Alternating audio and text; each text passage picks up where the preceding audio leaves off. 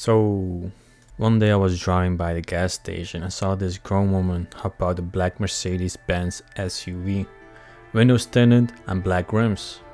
I immediately thought it was hot. She looked like she was in her 40s and was still keeping up. The afterthought was GG's for her husband for giving her that life.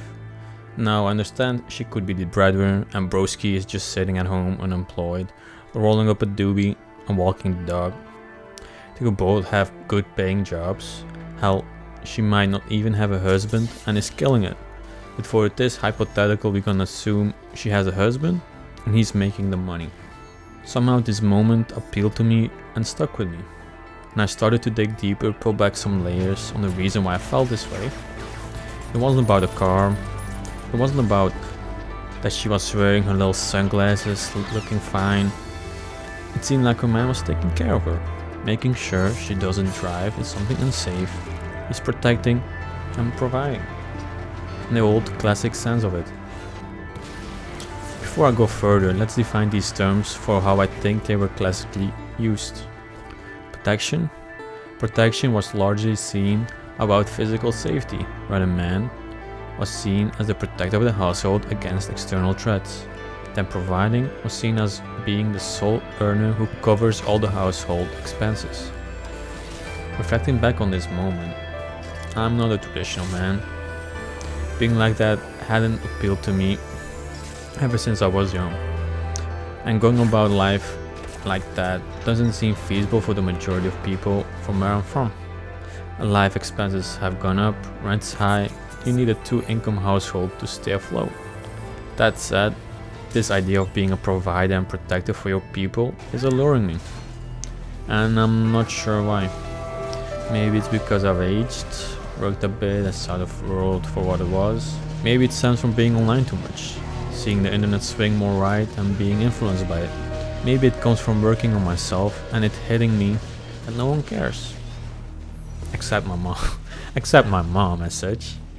Maybe it comes from the thought all I can control is how I react to the world.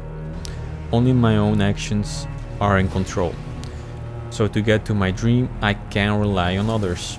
That thinking is somewhere flawed, because there was a whole army needed to build Rome. We need people to build something great. To come back to the woman hopping out the Benz, I still think the partnership approach is the way to go. That said, I believe we have to expand on the definitions of protecting and providing, so it fits our modern context.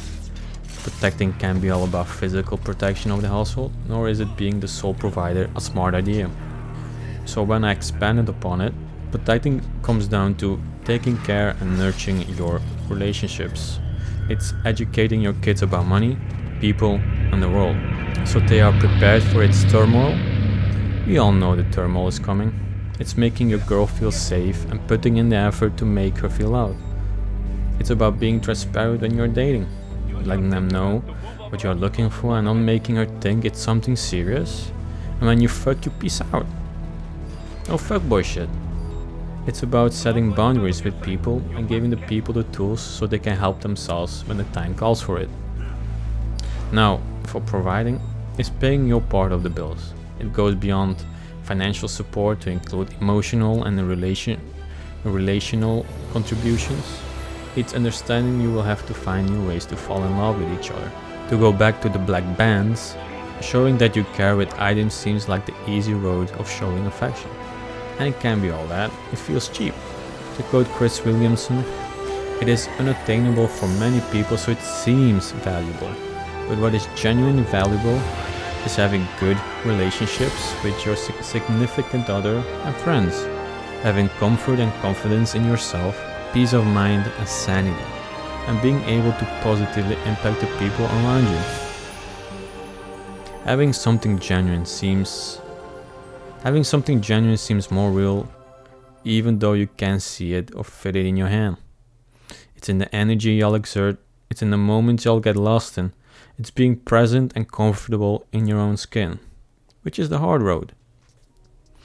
In the end, when you take off the cars, the jewels, the phone, the vacations, the clothes, the white lies, the fake smiles, the fake caring, and you take all that designer bullshit off, what do you have? Age. You ugly as fuck. You out of pocket.